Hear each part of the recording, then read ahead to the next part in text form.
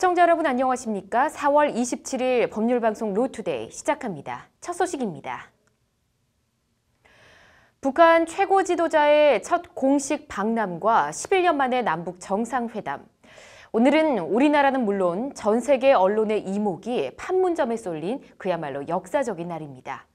여론의 관심이 온통 판문점에 쏠린 이 역사적인 날, 강원랜드 채용 비리와 수사 외압 의혹 등을 받고 있는 권성동 의원은 슬그머니 검찰에 출석해 조사를 받았다고 합니다. 오비일학, 말 그대로 까마귀 날자 배 떨어진 격입니다. 조형경 기자입니다. 강원랜드 채용 비리 업무 방해 등 혐의를 받고 있는 권성동 자유한국당 의원이 오늘 오전 검찰에 출석해 조사를 받았습니다.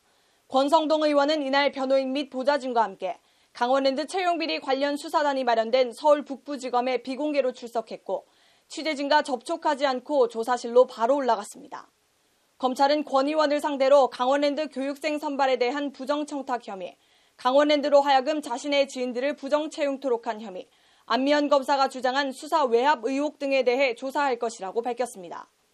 강원랜드 채용 비리 수사를 맡았던 안미연 검사는 지난해 4월 최종원 당시 춘천지검장이 김수남 당시 검찰총장을 만나고 온 다음 날 수사를 조기 종결하라는 검찰 윗선의 지시를 받았다고 폭로했습니다.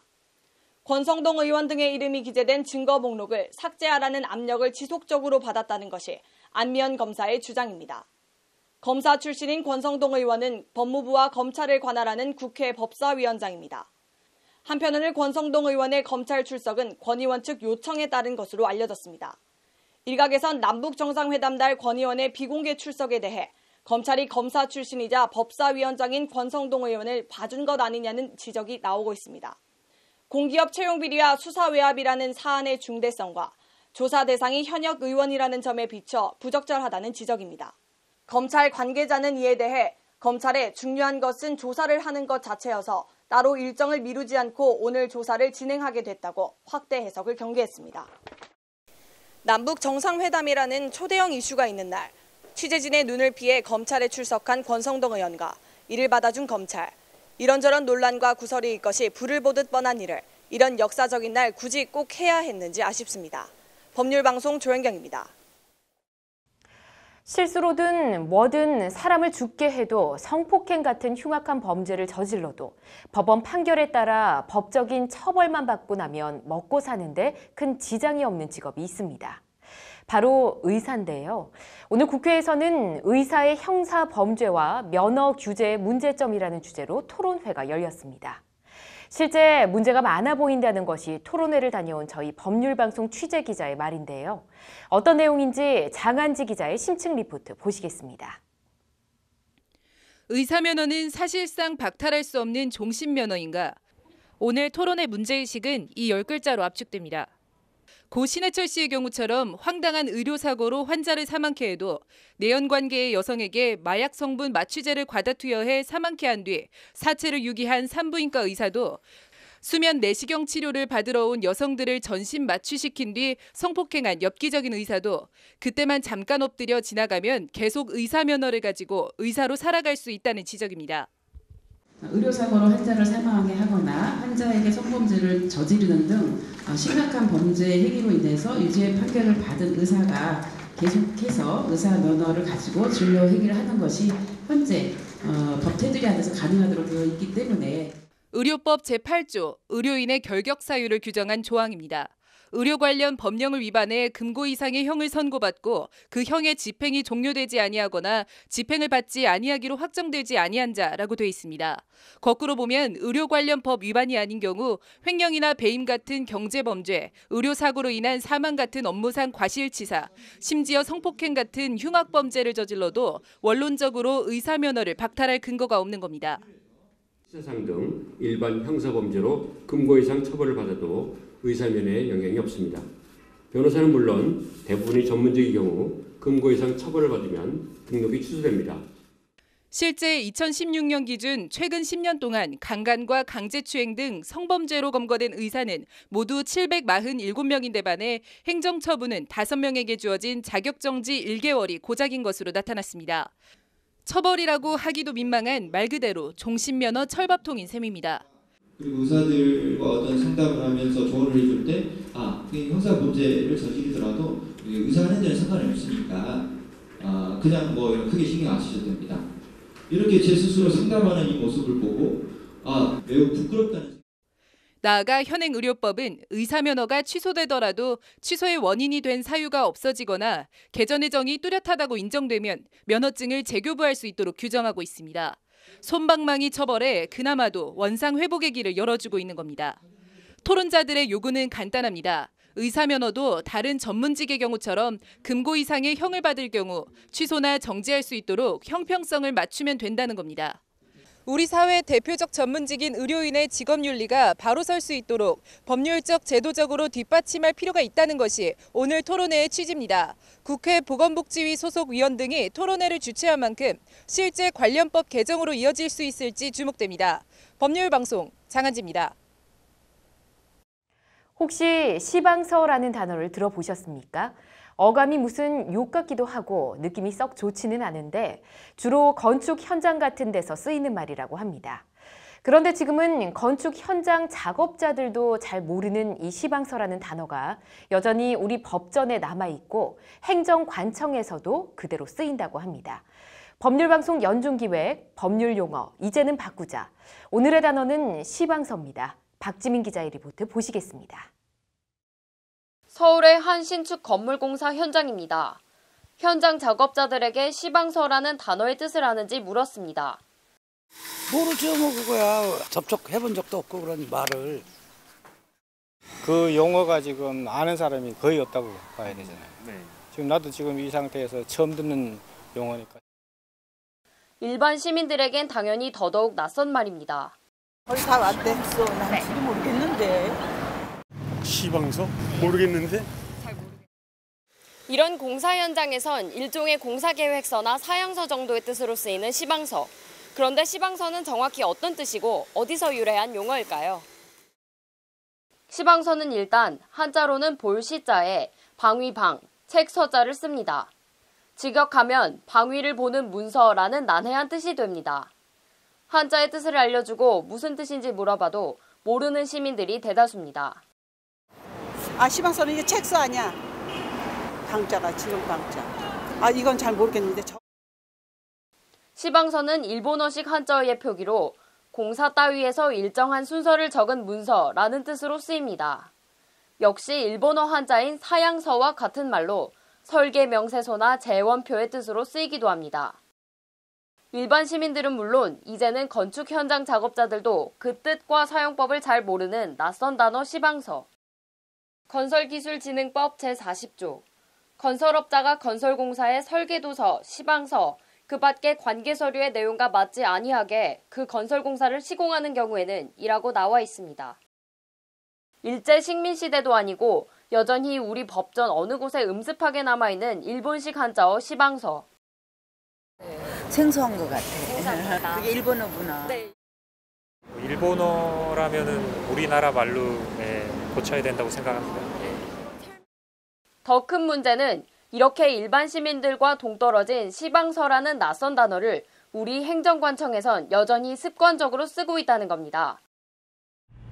쓰고 있죠. 왜냐하면 공사 표준 시방서라든지 표준 시방서, 공사와 관련된 그런 시방서를 표현하거든요.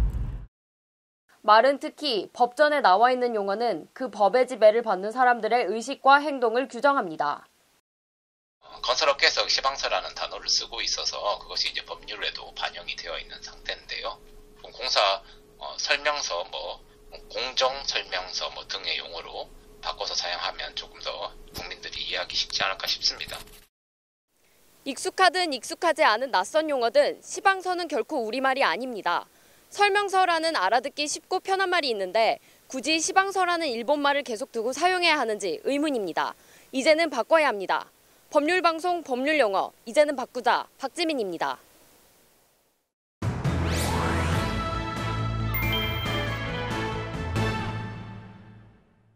그룹 21 출신 가수 박봄이 암페타민을 밀반입 했지만 검찰이 봐주기식 수사를 했다는 논란이 일고 있습니다.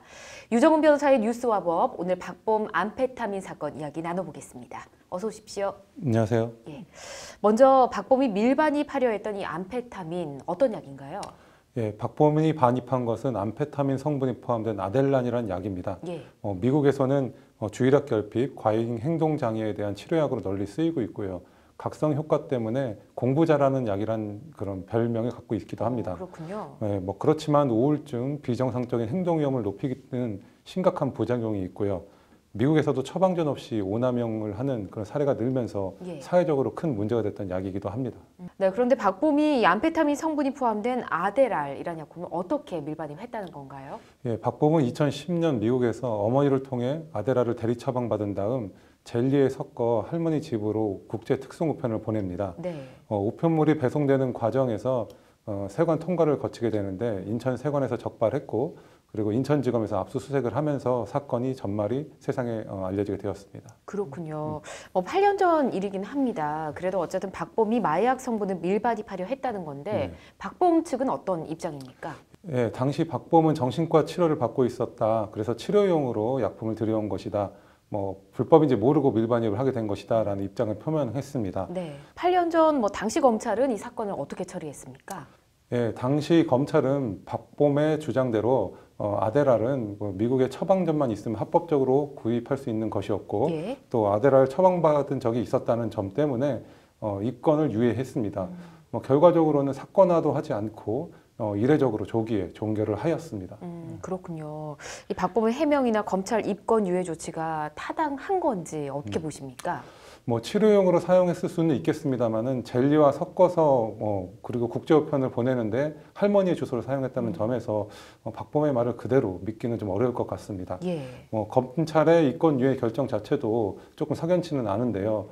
검찰이 입건을 해서 수사를 통해서 혐의가 있다면 기소를 해서 처벌을 했어야 될 것이고 예. 혐의가 인정되지 않았다면은 무혐의를 했어야 될 것인데 네. 그러한 처리가 제대로 이루어지지 않은 이례적인 일이 벌어지긴 했습니다. 이런 이례적인 일이 벌어진 배경이나 이유 같은 게 있었을까요? 예, 공교롭게도 수사를 벌였던 당시 인천지검장이 성접대 의혹을 받았던 김학의 전 법무부 차관이고요. 예. 또 차장 검사로서는 이번에 제주지검에서 성범죄로 몰리를 일으켰던 김수창 지검장이었습니다. 예, 그렇기 때문에 이번 사건도 더욱 논란이 된 것인데요. 검찰이 어떤 연유로 이 건을 유예했는지는 아직 밝혀진 바는 없습니다. 그렇군요. 8년 전이라서 시간이 좀 오래 흐르긴 했지만 이 박봄 사건 검찰이 지금 다시 수사를 할 수 있습니까? 예, 박봄의 경우에는 마약류 관리법에 따라서 10년의 공소시효가 적용되기 때문에 아직 수사와 처벌이 이루어질 수 있기는 합니다. 예, 만약에 혐의가 드러나게 되면 처벌 추이는 어떻게 될까요? 예, 향정신성 의약품을 제조 또는 수출입하거나 그러한 목적으로 소지 또는 소유하는 경우에는 무기 또는 5년 이상의 유기징역에 처해질 수 있습니다. 그렇군요. 잘 알겠습니다. 진실이 참 궁금해지네요. 오늘 잘 들었습니다. 네. 오늘의 판결은 요즘 정말 말도 많고 탈도 많은 한진 총수일과 관련한 재판입니다. 회사 돈 수십억 원을 빼돌려 조양호 한진 회장의 자택공사에 쓴 혐의 재판이라고 합니다. 한진그룹 고문이었던 74살 김모 씨가 2013년 5월부터 2014년 8월까지 조양호 회장의 서울 종로구 평창동 자택 인테리어 공사 비용으로 30억 원 정도 하는 회사 돈을 가져다 썼다고 합니다. 김 고문은 같은 기간 인천 영종도 대한항공 호텔 신축 공사가 동시에 진행된 점을 이용해 조양호 회장 자택 인테리어 공사비를 영종도 호텔 공사비인 것처럼 썼다고 합니다. 검찰은 김 고문을 횡령 혐의로 기소했습니다. 1심은 김 씨가 범행으로 얻은 이익이 없다며 징역 3년에 집행유예 4년을 선고하며 구속 기소된 김 고문을 풀어줬습니다. 검찰은 수사 과정에서 김 고문이 한진그룹 차원의 대책회의를 한 점 등을 들어 양형이 부당하다며 항소했습니다. 항소심 재판부 판단이 오늘 나왔는데 1심 판단과 마찬가지로 징역 3년에 집행유예 4년을 선고했습니다. 재판부는 일단 김 씨가 고문의 지위에서 수사기관에서 수사를 받으며 그룹 차원의 대책회의를 거쳐 횡령액수 축소를 시도한 점은 불리한 정상이라고 지적했습니다. 재판부는 그러나 피고인이 진지하게 반성하고 있는 점 등을 고려하면 1심의 양형은 적절하다며 1심과 같은 집행유예형을 선고했습니다. 당시 경찰은 조양호 회장과 부인 이명희 이사장 등도 불구속 기소 의견으로 검찰에 송치했습니다. 조양호 회장은 회사 돈이 자택공사에 유용된 것을 몰랐다고 주장하는 것으로 알려졌습니다. 회사 고문이 정작 당사자인 조 회장은 모르는데 회사 돈을 빼돌려 조 회장 자택공사에 쓰고 회사 차원의 대책회의를 열었다는 건데 검찰과 법원이 어떤 판단을 내릴지 궁금합니다. 오늘의 판결이었습니다. 이어서 법조계 소식 전해드립니다. 성추행 혐의를 받고 있는 정봉주 전 의원이 두 번째 피고소인 조사를 받기 위해 오늘 경찰에 출석했습니다. 정 전 의원은 오늘 오전 9시 45분쯤 서울지방경찰청 지능범죄수사대에 도착해 마지막 조사니까 성실히 받겠다고 답한 뒤 조사실로 향했습니다.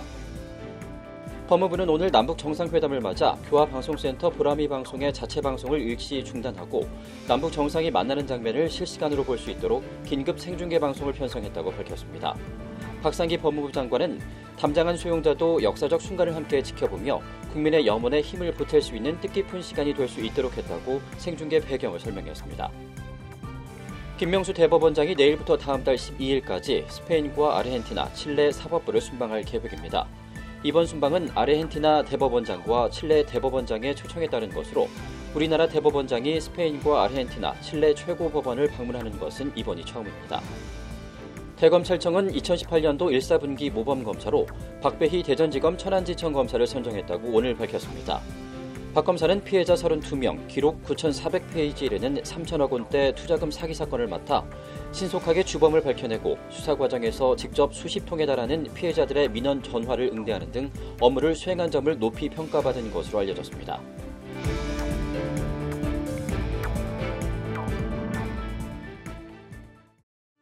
(4월 27일) 법률방송 로투데이, 오늘은 여기까지입니다. 시청해주신 여러분 고맙습니다.